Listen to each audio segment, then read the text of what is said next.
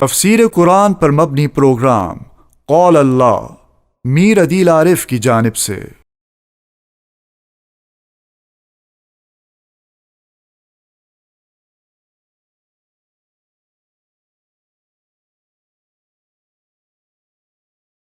اعوذ باللہ من الشیطان الرجیم،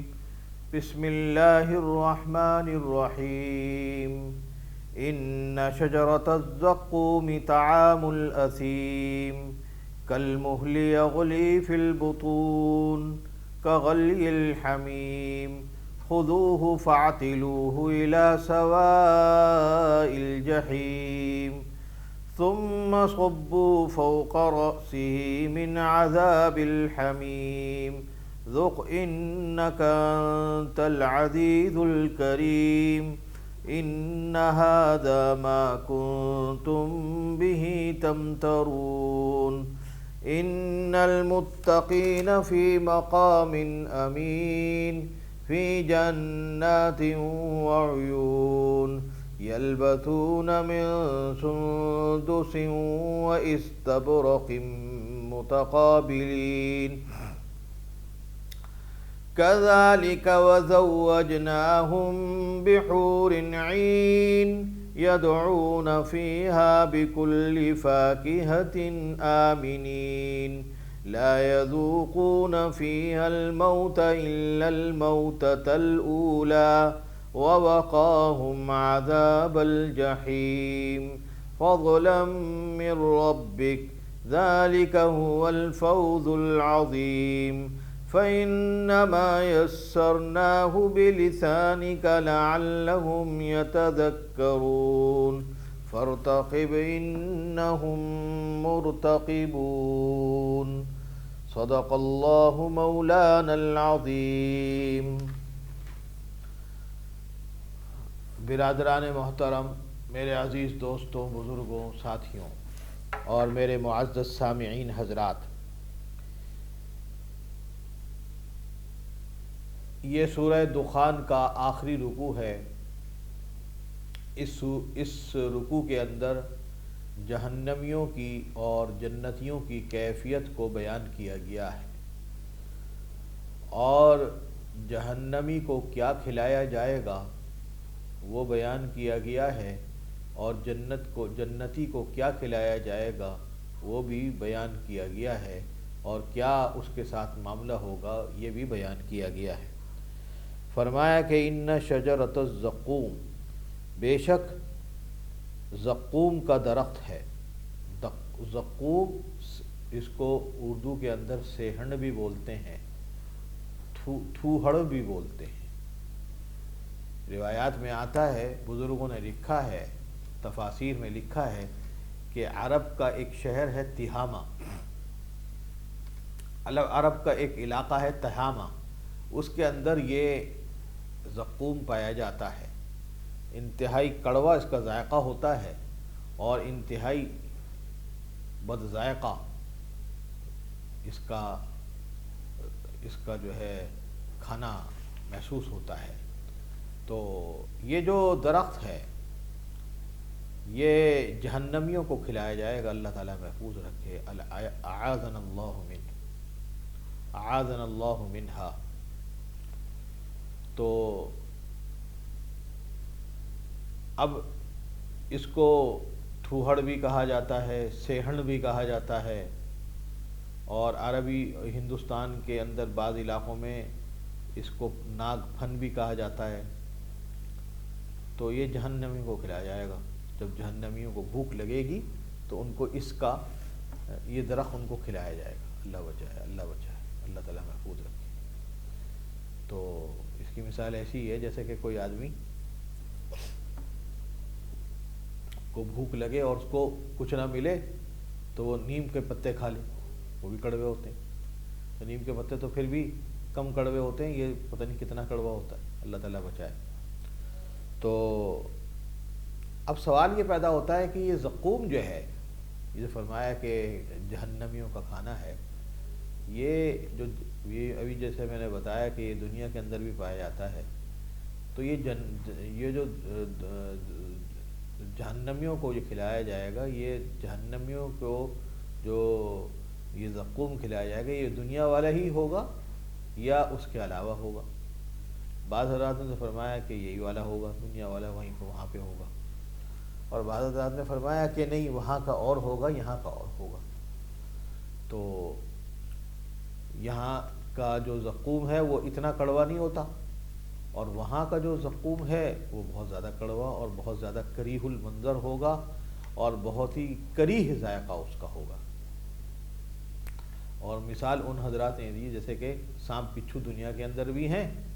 اور آخرت کے اندر جہنم کے اندر بھی ہوں گے، لیکن وہاں کے سانپ بچھو انتہائی زہریلے اور انتہائی خطرناک اور انتہائی کریہ المنظر ہوں گے بنسبت یہاں کے۔ یہاں پر بھی جب سانپ کو دیکھتے ہیں اور اسی طرح کے وہ جانور دیکھتے ہیں جو کہ زہر جن کے اندر ہوتا ہے، تو ان کے اندر یہی نظر آتا ہے کہ بڑے کریہ المنظر ہوتے ہیں، لیکن وہ دنیا کے کریہ المنظر ہیں، اور وہ جہنمیوں کے جہنم کے اندر جو پائے جائیں گے وہ اور زیادہ کریہ المنظر ہوں گے۔ تو پہلا جملہ تو ارشاد فرمایا ان شجرۃ الزقوم، بے شک درخت ہے زقوم کا، طعام الاثیم، یہ کھانا ہے گناہ گاروں کا۔ اثیم کے معنی الاثیم کے معنی گناہ گار۔ کالمہل یغلی فی البطون،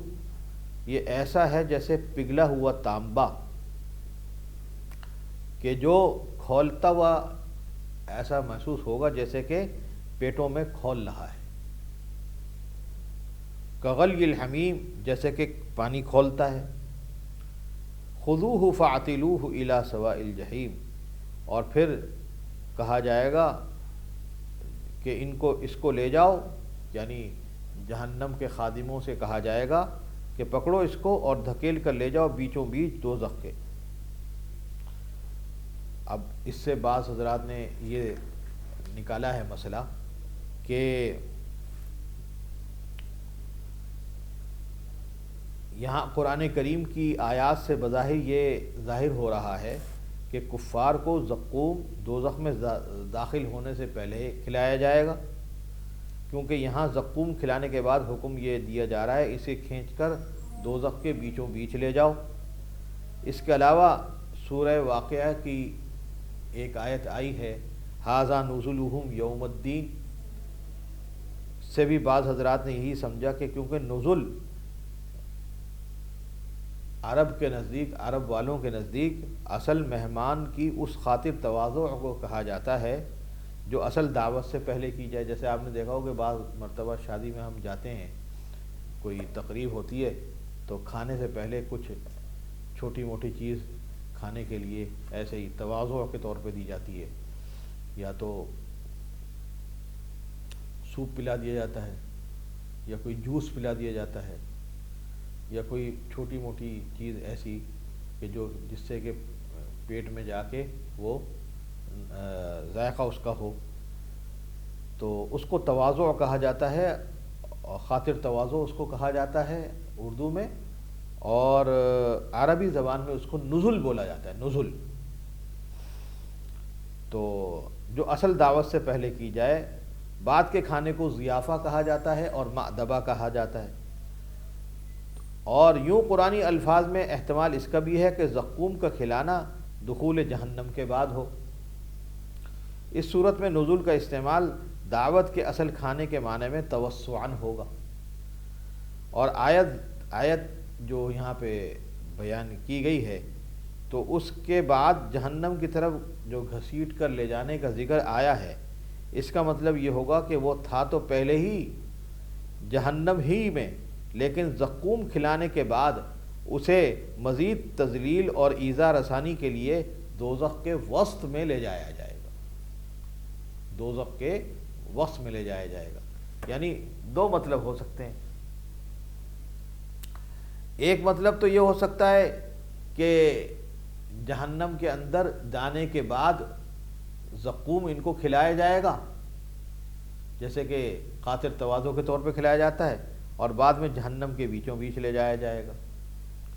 اور بعد میں بعض حضرات نے اس کا بھی کہا ہے کہ زقوم کا کھلانا دخول جہنم کے بعد ہو، اور اس صورت میں یہ جو کہا گیا کہ نزل کا استعمال جو یہاں پہ کیا گیا ہے وہ دعوت کے اصل کھانے کے معنی میں توسعاً ہوگا، کہ اور یہ سمجھا جائے گا کہ وہ تھے تو پہلے ہی جہنم میں، لیکن زقوم کھلانے کے بعد ان کی مزید تذلیل کی جائے گی اور ایذا رسانی کے لیے ان کو دوزخ کے وسط میں لے جایا جائے گا۔ تو یہ فرمایا کہ خذوہ فاعتلوہ الی سواء الجحیم ثم صبوا فوق رأسہ من عذاب الحمیم ذق انک انت العزیز الکریم۔ اور پھر کہا جائے گا کہ چکھو، بے شک تم ہی اپنے آپ کو بڑے معزز کہتے تھے۔ جب انبیاء علیہم والسلام تعلیم لے کر اور تعلیم دینے کے لیے اس بندے کے پاس جاتے تھے، علماء اکرام جاتے تھے، تو ان کو یہ دھکیل دیا کرتا تھا اور ان کے ساتھ بدتمیزی کرتا تھا اور کہتا تھا کہ نہیں مانتا میں بات، اور اپنے آپ کو بڑا معزز سمجھتا تھا اور اپنے آپ کو بڑا مکرم سمجھتا تھا۔ تو یہاں پہ یہ فرمایا جا رہا ہے ذق انک انت العزیز الکریم، کہا جائے گا کہ اب چکھ، یعنی زقوم بھی چکھ اور کھا، اور یہ کھولتا ہوا پانی بھی چکھ اور کھا، پی اس کو، اور یہ پیپ بھی چکھ اور اس کو کھا۔ کیوں؟ اس لیے کہ تو اپنے آپ کو بڑا معزز سمجھتا تھا۔ جب تجھے دین کی تعلیم دی جاتی تھی اور تجھے کہا جاتا تھا کہ اللہ تعالیٰ کے احکام کو مانو، تو احکام کو ماننے کے اندر تم اس کو عار سمجھتے تھے اور اس کے اوپر عمل نہیں کرتے تھے، تو یہ بات تمہارے اندر غلط بات تھی نا۔ تو لہذا اب یہاں پر آنے کے بعد اب چکھو اس بات کو کہ تم نے یہ حشر کیوں کیا دین کا، کیوں نہ تم نے دین کا مذاق اڑایا، کیوں علماء کا مذاق اڑایا، کیوں انبیاء علیہم والسلام کی بات نہ مانی۔ ان ھذا ما کنتم بہ تمترون، یہ وہی ہے جس کے اندر تم دھوکے میں پڑے تھے۔ یعنی جب وہ تم کو بولتے انبیاء علیہم والسلام، علماء اکرام اور حضرات متقی، حضرات اتقیاء اور حضرات واعظین، جب تم کو بولتے تھے کہ دیکھو بھائی بات یہ ہے کہ تم بات مان جاؤ ورنہ تمہیں پریشانی ہوگی، تو تم کہتے تھے کہ ہمیں جہنم میں جانا ہی نہیں، ہمارے لیے تو جو کچھ ہے دنیا ہے، مر جائیں گے تو مر جائیں گے، جب تک نہیں مریں گے کھا رہے ہیں پی رہے ہیں اور عیش میں پڑے ہوئے ہیں، تو کیا ضرورت ہے، مر جائیں گے۔ کوئی اٹھنے کو مانتے نہیں تھے وہ کہ ہمیں اٹھ کے بھی کہیں جانا ہے اور وہاں پہ جہنم ہوگی جنت ہوگی، اس کو مانتے ہی نہیں تھے یہ کافر لوگ۔ تو اب یہ کہا جائے گا ان ھذا ما کنتم بہ تمترون، یہ وہی ہے جس کے تم دھوکے میں پڑے ہوئے تھے، یعنی تم سمجھتے تھے کہ عذاب نہیں ہوگا اور دوزخ نہیں ہوگا اور قیامت نہیں آئے گی، یہ تم سارے جو اس طرح کی حرکتیں کرتے تھے، یہ اس کی وجہ سے تم کو آج یہ عذاب میں پڑے ہوئے ہو۔ ان المتقین فی مقام امین۔ اب آگے جنتیوں کا حال بیان کیا جا رہا ہے، فرمایا جا رہا ہے کہ بے شک متقی لوگ، بے شک تقوی والے لوگ، ڈرنے والے لوگ چین کے گھروں میں ہوں گے، فی جنات وعیون، باغوں میں ہوں گے، چشموں میں ہوں گے، یلبسون من سندس، پہنتے ہوں گے پوشاک ریشمی پوشاک پہن رہے ہوں گے جو کہ پتلی بھی ہوگی، وہ استبرقن، اور گاڑھی بھی ہوگی، موٹی بھی ہوگی، متقابلین، اور ایک دوسرے کے سامنے، کذالک وزوجناہم بحور عین، اور اسی طرح ہوگا کہ ہم بیاہ دیں گے ان کو حوریں بڑی آنکھوں والی، یدعون فیہا بکل فاکہۃ آمنین، اور وہاں پہ منگوائیں گے ہر قسم کے میوے اور بڑی دل جمعی سے امن کے ساتھ منگوائیں گے، لا یذوقون فیہا الموت، نہ چکھیں گے وہاں موت مگر یہ کہ وہ موت جو کہ پہلے آ چکی دنیا میں، ووقاہم عذاب الجحیم، اور بچایا ان کو دوزخ کے عذاب سے، فضلا من ربک، یہ فضل ہے تیرے رب کا، ذالک هو الفوز العظیم، اور یہی ہے بڑی مراد اور کامیابی۔ فإنما یسرناہ بلسانک، پس یہ قرآن آسان کر دیا ہے ہم نے اس کو آپ کی زبان میں، لعلہم یتذکرون، تاکہ وہ یاد رکھیں، فارتقب انہم مرتقبون، اب تم راہ دیکھو، وہ بھی راہ تکتے ہیں۔ یعنی آپ بھی اگر یہ نہیں مان رہے تو ان کے مصائب، ان پر مصائب کے نزول کے آپ منتظر رہیے، یہ بھی آپ کے اوپر مصائب کے نزول کے منتظر ہیں، بس آپ تبلیغ کی فکر میں زیادہ نہ پڑیں اور نہ مخالفت پر رنج کیجئے، اور ان کا معاملہ خدا کے ثبوت کر کے صبر کیجئے، اور اللہ تبارک و تعالیٰ خود سمجھ لے گا۔ کہنے کا مقصد یہ ہے کہ یہ جنتی حضرات کے بارے میں تفصیل بیان کی جا رہی ہے کہ بے شک متقی لوگ، اللہ سے ڈرنے والے لوگ کہاں ہوں گے؟ چین کے مقام میں ہوں گے۔ تو سب سے پہلے تو ان کی صفت یہ بیان کی گئی کہ باغوں میں ہوں گے، چشموں میں ہوں گے، باغات بھی ہوں گے، چشمے بھی ہوں گے۔ جب کوئی آدمی کو کسی جگہ پر اچھی چیز چاہیے اور عیش و عشرت چاہیے، تو عیش و عشرت کی چیزیں عام طور پر کچھ چیزیں ہوتی ہیں۔ نمبر ایک، عمدہ مکان ہو، عمدہ پوشاک ہو، عمدہ گاڑی ہو، سواری ہو، شریک حیات بہت اچھی ہو، نیک ہو اور بہتر ہو، ممتاز ہو، اعلیٰ ہو اور نفیس ہو۔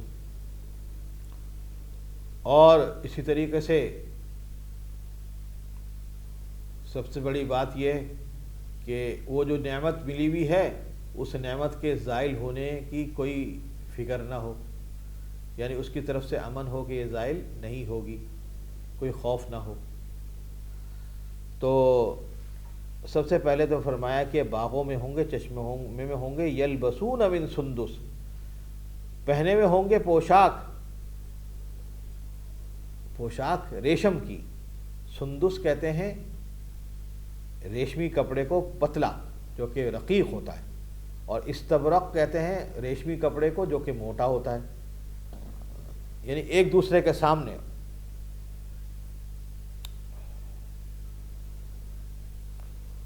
اور آمنے سامنے بیٹھے ہوئے ہوں گے، متقابلین کے معنی۔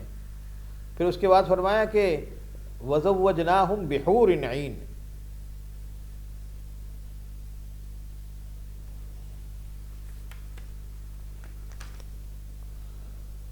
کہ اور ہم ان کی شادیاں کروا دیں گے موٹی موٹی آنکھوں والی، بڑی بڑی آنکھوں والی حوروں سے۔ تزویج کے اصل معنی آتے ہیں کسی کو کسی کا جوڑ قرار دے دینا، بعد میں یہ لفظ نکاح کرانے کے معنی میں بھی بکثرت استعمال ہونے لگا، اور اس جگہ اس کے دونوں معنی ہو سکتے ہیں۔ دوسرے معنی کے لحاظ سے مطلب یہ ہوگا کہ جنتی مردوں کا حور عین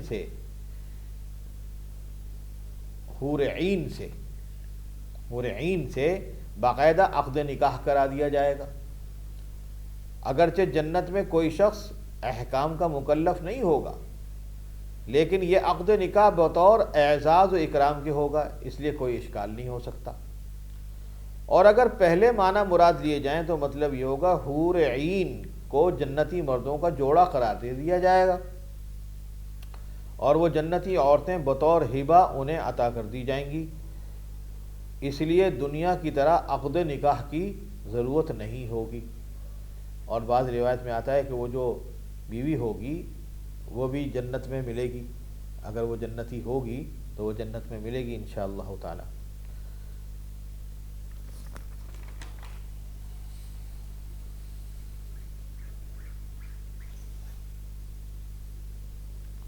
تو یہی فرمایا کہ لا یذوقون فیہا الموت الا الموتۃ الاولی ووقاہم عذاب الجحیم، تو وہاں پہ منگوائیں گے، وہاں پہ ہر قسم کے میوے دل جمعی سے۔ دل جمعی سے مراد کیا؟ کہ اطمینان کے ساتھ ہر قسم کے میوے منگوائیں گے اور اس کو کھائیں گے، اس سے تلذذ حاصل کریں گے، اس سے لذت حاصل کریں گے۔ آگے فرمایا کہ لا یذوقون فیہا الموت الا الموتۃ الاولی، مطلب یہ ہے کہ جو موت ایک مرتبہ آ چکی پس وہ آ چکی، اس کے بعد کوئی موت ان کے اوپر نہیں آئے گی۔ یہ بات اگرچہ اہل جہنم کے لیے بھی ہوگی، لیکن ظاہر ہے کہ ان کے لیے اور زیادہ تکلیف کا باعث ہوگی۔ یعنی وہ تو چاہیں گے کہ ہمیں موت آ جائے، لیکن موت نہیں آئے گی۔ اور اہل جنت کے لیے موت نہ آنا سرور اور کیف میں اضافے کا باعث ہوگا۔ تو عام طور پر کدورت دل میں آ جاتی ہے کہ بھئی کچھ دنوں کے لیے، کچھ دنوں کے بعد پھر نہیں ہوگی۔ اور جب اہل جنت یہ تصور کریں گے کہ یہ نعمتیں کبھی ہم سے چھنیں گی نہیں، تو اس سے ان کی مسرتوں میں اور زیادہ اضافہ ہوگا۔ مسرتوں میں کمی نہیں ہوگی، بلکہ مسرتوں میں اور زیادہ اضافہ ہوگا کہ اللہ تبارک و تعالی نے ان کو یہ نعمت اور زیادہ عطا فرمائی۔ تو میرے کہنے کا مقصد یہ ہے بھائیوں کہ فرمایا کہ لا یذوقون فیہا الموت، نہ چکھیں گے وہاں موت مگر جو پہلے آ چکی، ووقاہم عذاب الجحیم، اور بچایا ان کو دوزخ کے عذاب سے۔ اور یہ فضل ہے، یہ سب کچھ آپ کے رب کا فضل ہے ان کے اوپر۔ یعنی اللہ تبارک و تعالی نے جنت عطا فرمائی، یہ بھی اللہ کا فضل ہے۔ نبی اکرم صلی اللہ علیہ وسلم سے پوچھا گیا کہ یا رسول اللہ، آپ جو جنت میں جائیں گے اپنے عمل سے جائیں گے یا اللہ کے فضل سے جائیں گے؟ فرمایا اللہ کے فضل سے جاؤں گا۔ اپنے اعمال پر بھروسہ نبی کو بھی نہیں، اس سے بڑھ کے کیا بات ہوگی؟ ہم کون سے عمل کو کہہ سکتے ہیں کہ جی ہم بڑی اچھی نماز پڑھتے ہیں، بڑا اچھی تلاوت کرتے ہیں، بڑے اچھی تسبیحات پڑھتے ہیں، بڑے اچھا ذکر کرتے ہیں، اور بڑے اچھے صدقات کرتے ہیں، اور بڑے اچھی زکاتیں دیتے ہیں، اور بھی بہت سارے اچھے کام کرتے ہیں۔ کس کام کو لے کر ہم دعوے کر سکتے ہیں؟ اصل تو بات یہ ہے کہ اللہ تعالیٰ قبول فرما لے، اللہ تعالیٰ قبول فرما لے، بس وہ عمل جو ہے وہ ہے اصل جو کہ ہمارے لیے آگے تک لے جانے کا سبب بنے گا۔ ورنہ تو کتنے عمل ہم کرتے، لیکن ہر عمل کے پیچھے جب ہمارے ریاکاری ہو اور عدم خلوص ہو اور دکھاوا ہو اور اپنا نام اونچا کرنا ہو، تو پھر اس کے اندر کیا فائدہ؟ اس کا کیا فائدہ؟ اس لیے علماء نے فرمایا کہ جب کسی کو صدقہ دو، اللہ کی راہ میں دو، تو اوپر کے ہاتھ سے جب دے رہے ہو نیچے والے ہاتھ کو، تو اوپر کے ہاتھ کو بھی پتہ نہ ہو کہ نیچے والا ہاتھ کون ہے، اس سے بھی چھپاؤ۔ تو فَإِنَّمَا يَسَّرْنَاهُ بِلِسَانِكَ لَعَلَّهُمْ يَتَذَكَّرُونَ، تو یہ قرآن ہم نے آسان کیا، اور یہ ہم نے جو آسان کیا آپ کی زبان میں کیا تاکہ آپ اس کو یاد رکھیں۔ یعنی پیغمبر صلی اللہ علیہ وسلم، آپ کا کام اتنا ہے کہ آپ ان کو کہتے رہیے، پر اسی غرض سے ہم نے اس قرآن کو آپ کی زبان عربی میں آسان کر دیا تاکہ یہ اس کو سمجھ کر اس سے نصیحت قبول کریں۔ یعنی یہ لوگ عربی جانتے ہیں، اور عربی جاننے کی وجہ سے ان کو اس قرآن کریم کی بات عربی میں سمجھنا آسان ہوگی، اور اس کے بعد بھی اگر نہ مانیں تو پھر آپ ان کے اوپر مصائب کے نزول کے منتظر رہیے، کیونکہ یہ لوگ بھی آپ کے اوپر مصائب کے نزول کے منتظر ہیں۔ یعنی وہ ان کو برا سمجھتے تھے کہ یہ جو انبیاء ہیں اور انبیاء کے ساتھی ہیں، صحابہ ہیں، یہ غلط لوگ ہیں، ان کا تو حشر برا ہونے والا ہے، اور اپنے آپ کو پتہ نہیں کیا سے کیا سمجھتے تھے۔ تو پھر حضور پاک صلی اللہ علیہ وسلم کو فرمایا جا رہا ہے کہ بھائی بات یہ ہے کہ اب قرآن کریم کی بات بھی جب ان کو سمجھ میں نہیں آ رہی، اور ان کی اپنی زبان میں کہی ہوئی بات بھی ان کو سمجھ میں نہیں آ رہی، تو پھر آپ ان کے اوپر مصائب کے نزول کے منتظر رہیے، جیسا کہ یہ منتظر ہیں آپ کے اوپر مصائب کے نزول کے۔ یعنی آپ کا مطلب یہ کہ تبلیغ کے اندر زیادہ نہ پڑیے، تبلیغ کی فکر میں زیادہ نہ پڑیے۔ آپ صلی اللہ علیہ وسلم کو رنج ہوتا تھا کہ میری امت جو میرے سپرد کی گئی ہے، یہ اگر بات نہیں مانے گی تو ان کا حشر کیا ہوگا، تو اس پر آپ کو غم ہوتا تھا۔ تو آپ تبلیغ زیادہ کرتے تھے، تبلیغ کی فکر کرتے تھے، ہر وقت اس کی فکر رہتی تھی کہ امت میری راہ راست پہ آ جائے، امت میری صحیح راستے پہ چل پڑے۔ اور صحیح بات یہ ہے کہ انبیاء علیہم السلام کے جو وارثین ہوتے ہیں علماء، ان کا بھی مقصد اور منصب یہی ہوتا ہے۔ علماء کو علامہ کہنا، فہامہ کہنا، شیخ الادب کہنا، اور فلانا شیخ کہنا، اور فلانا شیخ سے تصور کرنا اور پکارنا اور ملقب کرنا، اس سے بڑھ کر تو ان کا کام یہ ہے بھائیوں کہ ان کو اس بات کی فکر ہو کہ میں جن کو پکار رہا ہوں، جن کو کہہ رہا ہوں، ان کے اندر دین کیسے آ جائے۔ اپنی نام کی اور اپنے نام کو چمکانے کی فکر نہ ہو، فکر اس بات کی ہو کہ یہ دین ان کے دل میں کیسے پیدا ہو جائے، یہ دین ان کی زبان سے جاری کیسے ہو، ان کے دماغ میں کیسے اترے، اور یہ نماز پڑھنے والے بن جائیں اور تسبیح پڑھنے والے بن جائیں اور اللہ تبارک و تعالیٰ کا شکر کرنے والے بن جائیں، استغفار کرنے والے بن جائیں، اس کی فکر۔ بس آپ کو فرمایا جا رہا ہے کہ آپ تبلیغ کی فکر نہ کریں اور نہ ہی مخالفت پہ رنج کیجیے۔ یعنی یہ آپ کو رنج بھی ہوتا تھا کہ جب وہ مخالفت کرتے تھے، اب آپ خود سوچیے، علماء اکرام ہیں، جب دین کی دعوت کے لیے جا رہے ہیں اور وہاں پہ ان کے ساتھ مخالفت کا عمل ہو رہا ہو تو کتنا رنج ہوتا ہے اس بات کے اوپر۔ تو ایسے موقع پہ فرمایا جا رہا ہے کہ ان کا معاملہ اللہ تعالیٰ کے سپرد کر دیجئے، خدا کے سپرد کیجئے، اور پھر وہی بات کہ صبر کیجئے۔ صبر کے علاوہ اور کوئی چارہ نہیں۔ صبر ایسی چیز ہے کہ سارے کاموں کو آسان فرما دے گا، اور اللہ تعالیٰ خود سمجھ رہا ہے اس بات کو کہ اس آدمی کا عمل کیا ہے اور وہ جو دوسرا والا جو سامنے ہے اس کا عمل کیا ہے۔ تو اللہ تعالیٰ ہم سب کو اس کی توفیق کامل عطا فرمائے۔ وآخر دعوانا الحمدللہ۔ تفسیر قرآن پر مبنی پروگرام قول اللہ میر عدیل عارف کی جانب سے